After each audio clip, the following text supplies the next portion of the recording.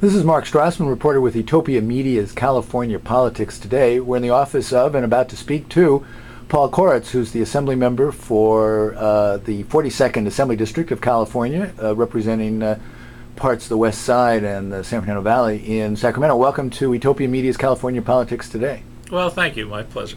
We're mainly going to talk about impeaching President Bush, but I just wanted to get your comment on a few other pressing political issues very briefly, all of which, of course, could take 10, 15, 20 minutes or years to properly cover, but we're just going to touch on them. You were quoted in the media today saying that Governor Schwarzenegger's proposal on the minimum wage was just kind of a scam. Could you tell us what he's proposing and what you'd like to see in that area? Well, it's interesting because he defunded the IWC and now he's trying to recreate it so that he What's the IWC? Industrial Welfare Commission. Right. Among other things, that's where the minimum wage increase would be determined if it's not done by legislation. And I think he defunded it partly to prevent it from increasing the minimum wage.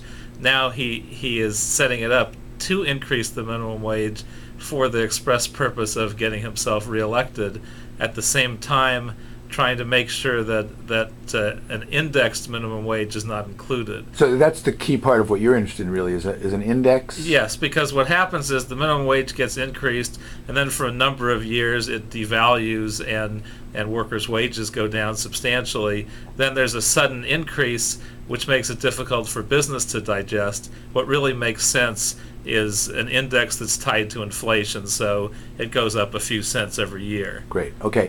I was out in Pomona today listening to people from Verizon talk about the need to pass AB 2987, the reform bill for telecommunications franchising in the state. It's going to be on the Assembly floor in about 2 weeks. What's your position on that bill, and do you feel that that measure, as now constructed, will bring competition while protecting consumer rights? I have mixed feelings about it because right now it has a number of flaws, including the fact that these companies with this new arrangement could decide to just cherry pick an area and only provide services to the wealthiest areas in the communities they decide to serve. So that flaw needs to be dealt with in the bill, and I know they're looking at amendments to deal with some of these flaws.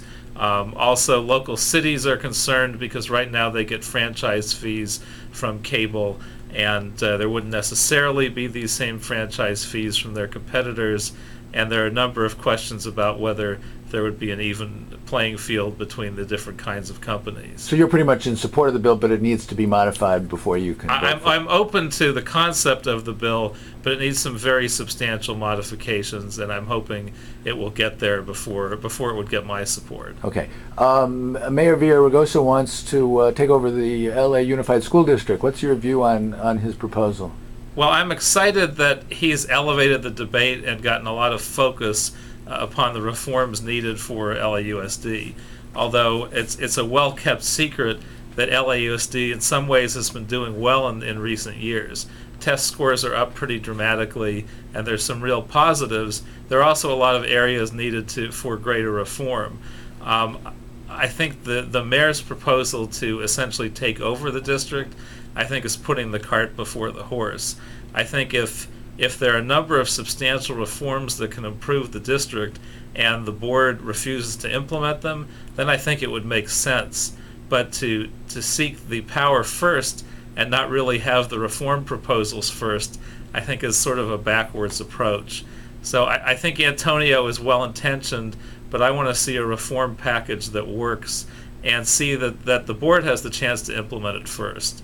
Okay. I was cruising the internet late last night, and I came upon an article saying that you're the sponsor of a proposal in the California legislature to impeach President Bush and Vice President Cheney, and I wanted to give that proposal as much coverage as possible, so we're going to talk about that now. Apparently, the authority to do this was cited in the article as Section 603 of Jefferson's Manual of the Rules of the U.S. House of Representatives. Tell us what that document is and what its legal standing is. Well, it provides for some rules in terms of how Congress functions, and that particular section, which has been rarely used and never used in a presidential arena, sets up a process whereby each house of a legislature could pass a resolution for impeachment of an official, in this case the President and the Vice President of the United States, and that would, by transmitting that to Congress, trigger the impeachment process. Regardless of who controls the House of Representatives? Yes. Now there's no guarantee under a Republican control that this moves forward once that transmission is there. But essentially it starts the process were Congress to choose to move forward with it. Okay, so it sort of lights a fire under the Congress to move in that direction. Exactly. In essence, it would have the same effect as a member of Congress introducing an impeachment resolution. Okay. This would do it for them. And has that already been done? Didn't John Conyers already introduce a resolution to impeach the president? I'm actually not sure of that, if he actually introduced a formal motion to do that. But so this would have the effect of essentially the state of California presenting that proposal to the House. Yes, and there are a couple other states that have done this. Essentially, we were all working on it at the same time and not aware of each other. But Illinois and Vermont has also proposed the same thing. So it's pending in their legislatures as Yes. well. And it's my thought that if a number of legislatures start passing impeachment resolutions and they wind up on the doorstep of Congress, it's certainly not a sign of great confidence in the president and the administration. Do the rules say that only that a minimum of one state needs to do it, or does it say that more resolutions will be introduced in more states and it carries more weight, or any state introducing a resolution in theory would trigger the process. Okay, let's talk about how it's going to happen here in California. What's the vehicle for this? It's an Assembly joint resolution. Yes, it's AJR 39, which was a different bill. We amended it with the impeachment language, and it now has been put into print by the Assembly Rules Committee. And where is it in the legislative process? It is at the very beginning. It is in the Rules Committee. The Rules Committee could either choose to hear it themselves, or they could choose to refer it to another committee, another policy committee for hearing. Okay, does it list what are essentially the equivalent of articles of impeachment? Does it cite specific high crimes and misdemeanors or other infractions by the president? Well, tell us what those are. It focuses on the president misleading the American people and Congress by misstating the threat in Iraq, in essence to defraud the people and get us into the war that we're in. It also focuses on torture, on illegal surveillance, on revealing the identity of CIA operatives, on federalizing the National Guard, among other things. I may be missing a clause or two. Could you focus on the two issues having to do with the president acting in a way that he believes he's entitled to, but that the law may not say he is, in particular the violation of the Foreign Intelligence Surveillance Act of 1978, what it requires and what the president did and what he said about what he did? Well, it's clear that in my mind that there's no constitutional justification for this level of surveillance.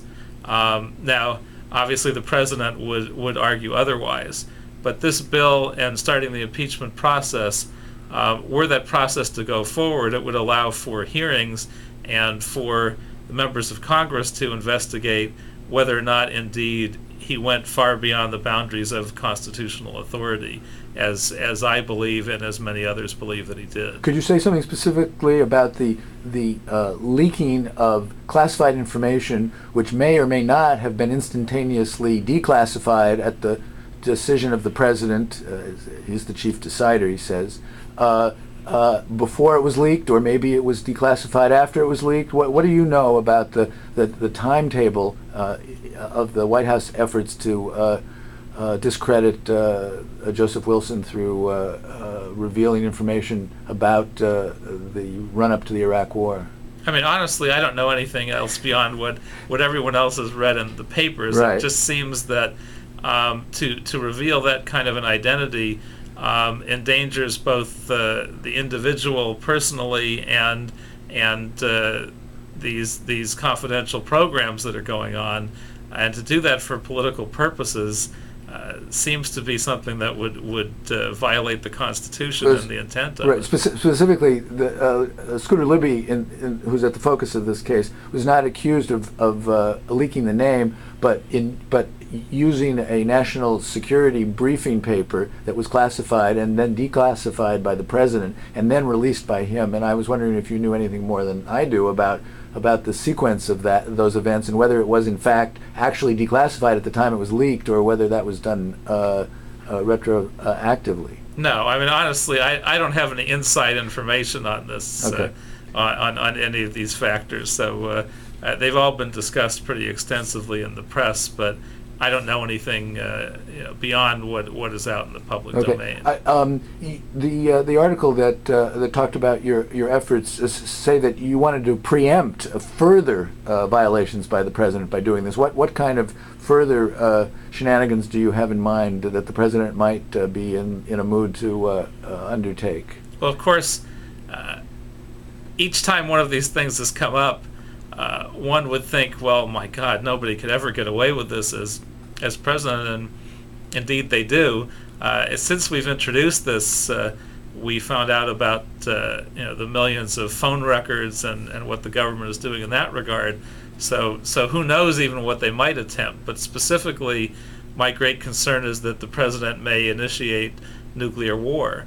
And something as dangerous and unacceptable as that seems almost inconceivable in modern times, and yet almost everything else this administration has done seems inconceivable as well. So I want them to be more accountable. I want them to feel that the American people are breathing down their neck a little bit, and that we're not just going along with each unconstitutional thing that this administration may be doing. So there seems to be a cycle. There's a revelation, there's a hoo-ha, and then there's some hearings, and then the senators sort of grill the culprit, and then we move on to the next event. And there doesn't seem to be any accountability in a larger sense for a pattern of quasi or actually unconstitutional acts by the president. Well, there's no accountability and there's no consequences.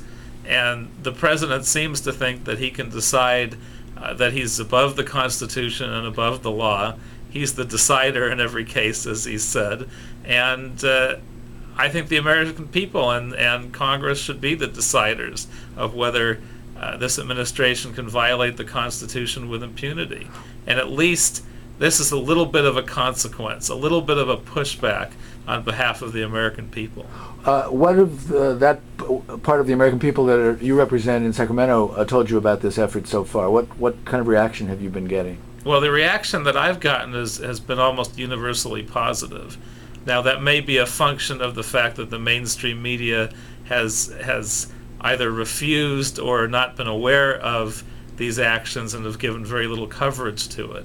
So the three resolutions in all three states have been not widely covered, but we're getting very little pushback either by email or in the Capitol or in the district. We're generally just getting hundreds and hundreds of emails and calls and support. Okay, now whether impeachment is raised in the House of Representatives through a state joint resolution on a state from a state or by a member of the House itself, we can assume that things aren't going to go very far forward as long as the Republicans are in control of the House of Representatives. Talk about the election that's coming up in November and the prospects for a Democratic takeover of the House of Representatives, and how much and what role resolutions like this and similar ones could play in mobilizing voters to turn the Republicans out of power in the House of Representatives. Well, I'm certainly hopeful that these impeachment resolutions play a role, because it certainly shows that the issue is percolating up from the ground up rather than from the top down in Congress. That these are starting to pop up in various states, and that there's a tremendous amount of unpopularity for both the president and vice president because of these various unconstitutional actions. Surveys are showing that they're at a stunningly low level of popularity for an administration was just reelected not that long ago.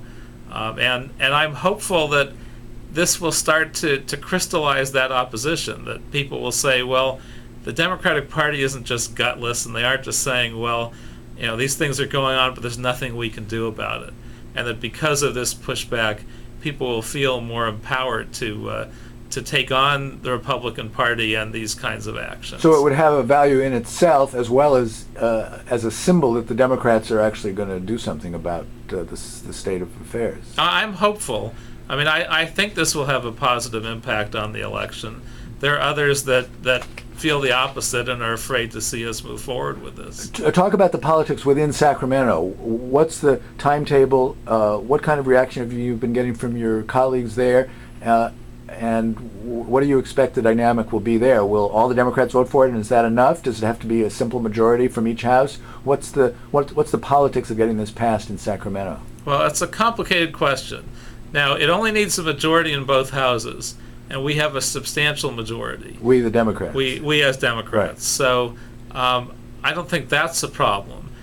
We've generally gotten positive feedback, but there is a question of whether the leadership will want to move the bill, because we have a number of bipartisan issues that we've been working on, although the most significant of those is now dealt with, which is the infrastructure bond, which is an effort that the Speaker has been leading for quite a while, finally came together, and that's been passed, and it'll be signed by the governor. You're supporting that? You want people to vote for that as it was passed out of the legislature? Generally so. I mean, nothing's perfect, but I think the state has fallen down on maintaining our infrastructure for decades, and by and large, it's a good idea. There were some elements of it that were problematic. Generally, those were taken out in the process. So I think it's generally a pretty good idea. Okay, so now that that's out of the way, how important is comedy with the Republicans to the Democratic agenda in Sacramento? Well, I think lesser importance. We have one more big bipartisan issue, which is the budget. That'll possibly be dealt with in record time. There aren't big areas of disagreement any longer. It's an election year. Everybody feels a need to work together on the Republican side, which is usually the side that pushes back and makes it difficult. So I think by June 15th, we pass a budget, and then we really have no other major bipartisan issues that are critical to deal with. Oh, could the Republicans say that they won't cooperate with passing the budget if the Democrats are going to push forward on the impeachment resolution, or do they have no power to do that? Well, they could. I just don't even think there's enough focus on it right now. My suspicion is the Republicans don't pay any attention to this resolution. Okay. Until after the budget is done. There's not a lot of talk about it. It's not a front burner issue in Sacramento right now, and resolutions have no timetable, unlike other bills. So we could wait till after June 15th and then move it forward. How much longer will the legislature be in session after it passes the budget by June 15th? We'll be in session until the end of August. Okay. So there's plenty of time to take this on. All right. And what can people who feel as you do that the president needs to be impeached do to get in touch with you or to show their support for this Assembly Joint Resolution 39? Well, I think the best bet is to contact their individual legislators and any others that they choose to contact, and let them know they'd like to see them co-author the legislation and support the bill as it moves forward. Well, have you thought through the scenario by which the Democrats gain control of the House in the fall? The president and vice president are impeached. Nancy Pelosi is elected Speaker and as third in line for succession becomes the President of the United States? Well, that would certainly be a wonderful scenario. I'm not sure I think that's overly likely, but certainly anything's possible. At a minimum, I would like to see all these shenanigans ended and see Bush and Cheney with much less control and much less power. And that means takeover of at least one of the houses. I would certainly be delighted to see this go further and to see the president and vice president actually be impeached. I think they've committed enough crimes and overridden enough constitutional areas for 5 presidents to be impeached, much less one. Impeachment is essentially equivalent, though, to a congressional indictment. They would still need to be convicted by the Senate. What do you see the prospects for a Democratic takeover of the Senate, or a Republican-controlled Senate voting to convict the president and vice president and remove them from office? Well, again, it's an area that's hard to predict. I mean, who knew that a president would almost get removed from office because they lied about their sexual activities? I mean, it certainly seems laughable in the context of the huge, in my view, very criminal actions on the part of this administration that have cost thousands of lives, billions of dollars, destabilized a region and possibly the entire world, and yet it's a very political process. So the same senators that voted to impeach one president and tried to remove him because he lied about sex could turn around and say, well, this is not a big deal. So a few thousand lives, so $100 or $200 billion, what the heck? It's very hard to predict, but Okay. anything's possible. All right.